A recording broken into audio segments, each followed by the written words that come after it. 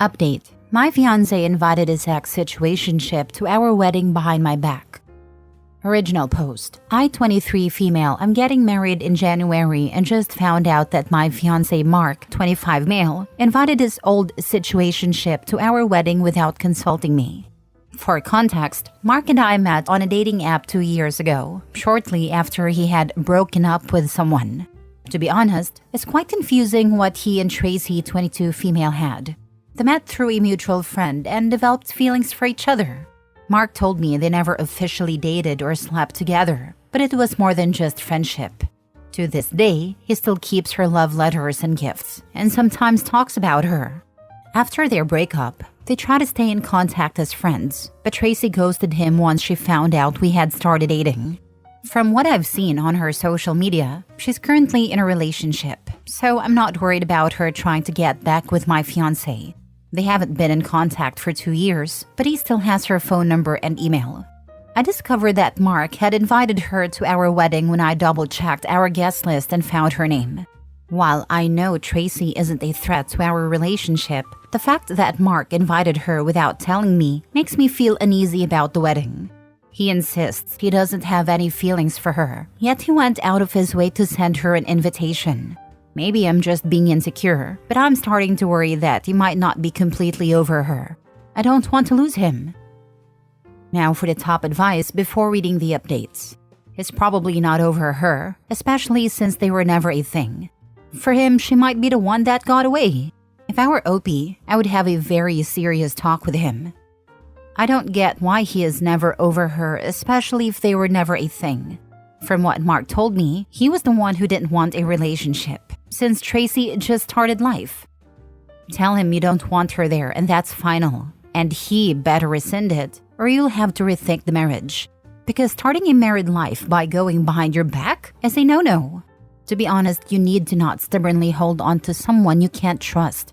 And you can't trust someone who does things behind your back.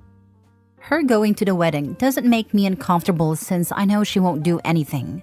The problem is my fiancé and the fact he invited her to the wedding without notifying me.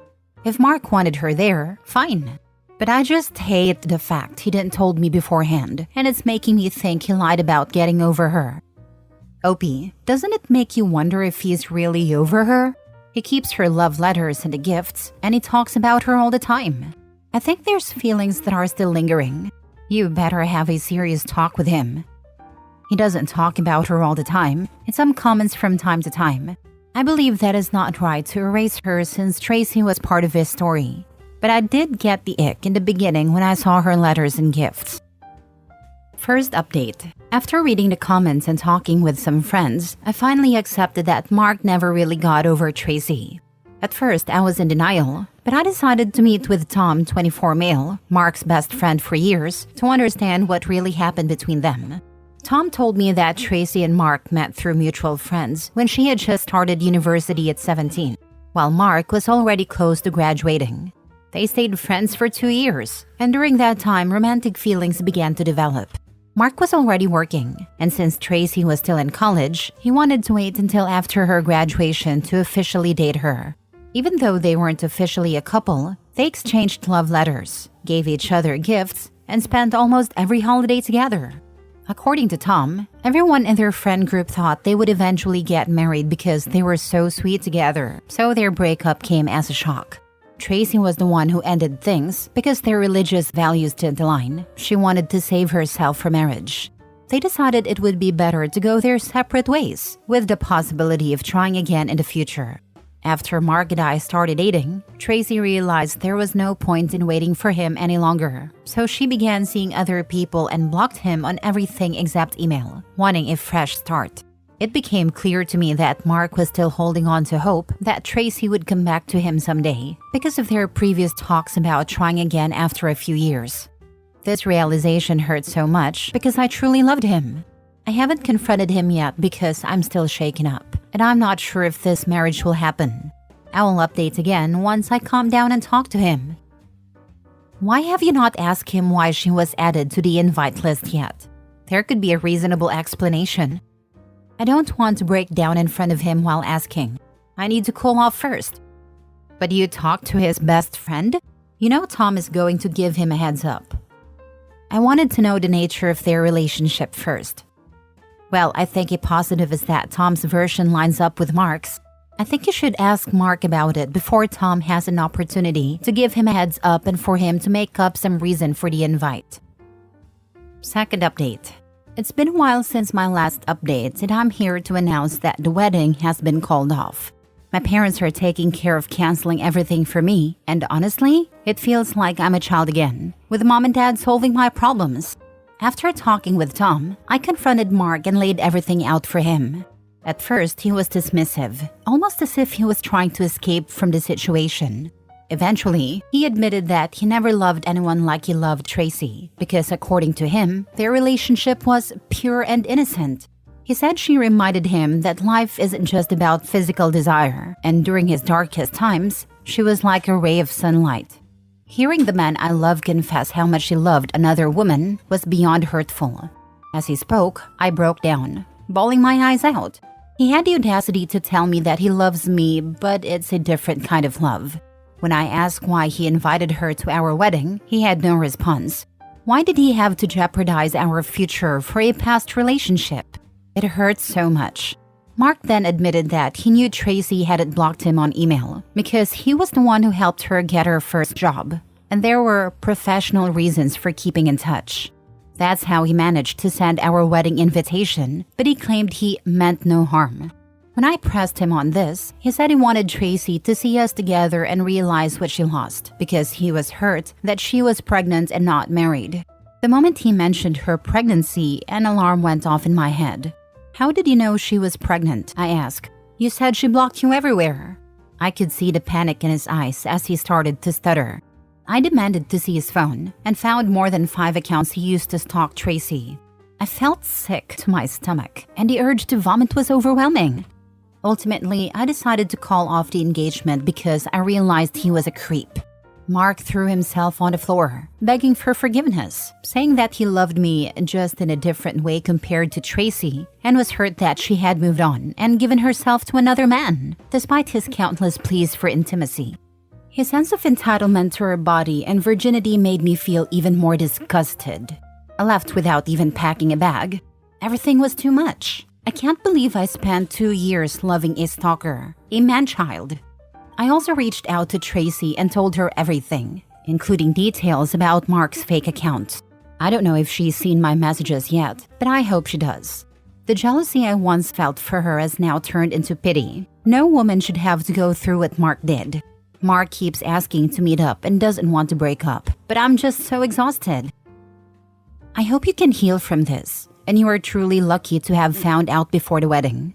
So many women discover something like this when it's way too late. Or like you, they find out before the wedding but still go through with it, thinking he loves me too. Marriage will make him forget. And they only talk through emails, so it's not that serious. They ignore the giant red flag and don't even dig deep enough to find out that he was also stalking her. I'm sorry you had to encounter something like this. It takes a lot of courage to follow your gut and walk away when marriage is imminent, as you did. You truly are exceptional and know your worth. I am so sorry. This really sucks. You should have your parents get your stuff, and you should stay as far away from Mark as you can. If he is capable of stalking Tracy, he is capable of stalking you. Make sure that there are security cameras at your parents' house, and you should block him. The only bright side is that you found this out before you married him. I'm thinking about leaving the US and going to another country. Social media are not for me, so it's harder for him to stalk me. I don't have anything of great value in Mark's house, except some clothes and makeup, so I don't care if he throws it away. If you need to leave the country, then leave. I've always thought that sometimes when a woman is in a different situation, such as in a DV situation or things of that nature, that if they had left the state or the country, maybe they would have been safe. Be safe from that creep, Mark. Do you look like her at all? Just curious. No, thankfully. Tracy is Asian while I'm white. Third update. I think this is my last update since I've already met up with Tracy and talked about everything that happened. We met at a cafe, and at first, I was really nervous because I wasn't sure how she'd react. Her reply to my invitation was simply, "Hi, let's talk over a cup of coffee." While I waited, I could feel myself sweating with nerves and a flood of emotions. When Tracy arrived, I finally understood why Mark was so obsessed with her. She's easily one of the most beautiful women I've ever seen. She looks pretty in photos, but in person, she's even more stunning. Tracy greeted me and asked if I'd be willing to go to her place to talk, since being out for too long tires her. We ordered coffee to go and the whole situation was super awkward. Here's what she told me. First, she apologized for being the reason I'm now single, though I assured her it wasn't her fault. Tracy said she had received a wedding invitation but wasn't interested in attending, since she's already in a happy relationship and there was no point in revisiting someone from her past. Since the story Tom and Mark told me made me curious, I asked her about staying friends with Mark, as it sounded like she wanted to stay close after the breakup, which didn't match her actions. Tracy looked uncomfortable but explained her side. She said she had genuinely been in love with Mark at first, describing him as protective, trustworthy, handsome, and kind, always showering her with gifts and trips. Things were sweet initially, but over time Mark began pressuring her for sex, so much that she would pretend to be sick just to avoid it. She just didn't want to sleep with him and had a gut feeling, a sixth sense, telling her not to. To avoid a situation, she used her parents' strong religious beliefs as a reason for not having sex, which eventually led to a fight and their breakup, a detail Mark conveniently never shared with me. 2 weeks after they split, they started talking again because Tracy felt she owed him, as he had helped her get a job at a prestigious company and had spent a lot on her, including a Rolex for her 18th birthday. Admittedly, it made me a bit mad since he never spent that kind of money on me. When Tracy found out Mark and I were dating, she was relieved. Finally, she had a reason to block him everywhere, as he'd still occasionally hint at them getting back together. I told her that, throughout my entire relationship with Mark, he would occasionally bring her up. Initially, it felt a bit weird, but I brushed it off because she was part of his past. I also mentioned Mark's numerous fake accounts, which she didn't believe at first until I showed her the ones I knew. It was creepy, as they all had female names, followers, and photos looking very real. Since her account is public, I suggested Tracy make it private. She created a new account using her Korean name and deactivated the old one. We ended up having a nice time and became friends. She's truly a sweet person, and I saw how her boyfriend treats her like a queen. I'm happy she found love and got rid of Mark. Last story. My boyfriend stole my necklace and gifted it to his sister. Original post. Serious advice needed because I am lost. I have been with my boyfriend, whom I'll call Adam, for almost a year now. I met him through my master's degree in the UK. When I was a sophomore in college, I had a long-term boyfriend whom I'll call Kyle, who took his own life. We were together for 3 years, and I would never wish the pain of losing someone like that on my worst enemy. When we started college, Kyle gifted me a locket with the word most engraved on the back. It was our thing. It meant he loved me most. Sappy, but it was ours. Since his passing, this locket has been my most valuable possession, and I never go anywhere without it. It is my last piece of Kyle. After finishing my degree and struggling through the entire time, I decided I needed to get out of the town where everything happened and chose to study for my master's degree in the UK, which is where I met Adam. He is the first person I've allowed myself to love since losing Kyle, and I have truly enjoyed our relationship up until now. But if what I suspect is true, I will never be able to forgive him. Adam has always been insecure about Kyle, often asking hypothetical questions like, if Kyle were still alive, would you be with him? And, what do you prefer about me over Kyle? I usually dodge these questions because I don't condone them and don't want to feed into his insecurities. We've had several conversations regarding Adam's negative comments about Kyle. He dislikes it when I post about Kyle on his birthday, death anniversary, or even when I have hard days. He views this as evidence that I don't love him and that I'm still hung up on Kyle. But no matter how many years pass or how much I love Adam, Kyle was my first love, and his life was tragically cut short.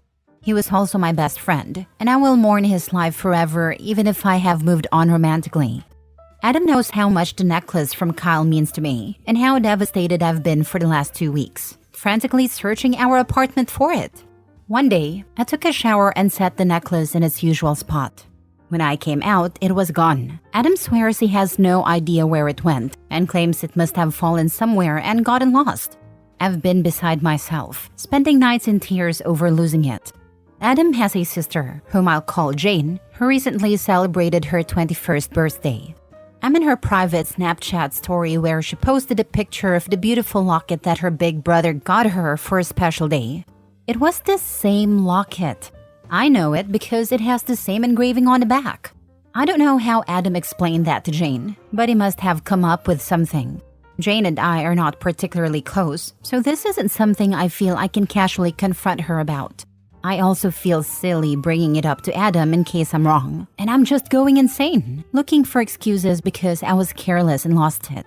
I don't see where else Adam would have gotten this locket, as it was custom-made for me by a small business back in the States. The designer was local to Kyle and me, and her work has always been my favorite. Advice needed. How do I ask Adam about this? I'm sure he'll deny it either way, but this locket means the world to me. I need it back. Thanks. Can I ask, what are your thoughts on his red flag behaviors being jealous of a person who died prematurely? It seems like it didn't occur to you that those are massive red flags before the necklace theft. I have noticed there are red flags. I guess I have just excused them, as Adam is the first person I've found myself having those feelings for again. Also, we share an apartment. He is the name on the lease because he is from the UK and I'm from the States. I'm also a student, trying to scrape together enough money to go back home for a while.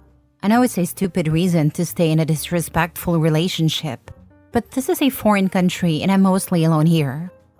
It must be said, your boyfriend Adam is mentally unwell and needs to very quickly become your ex-boyfriend. I would suggest reaching out to Adam's sister and delicately explain the situation to her.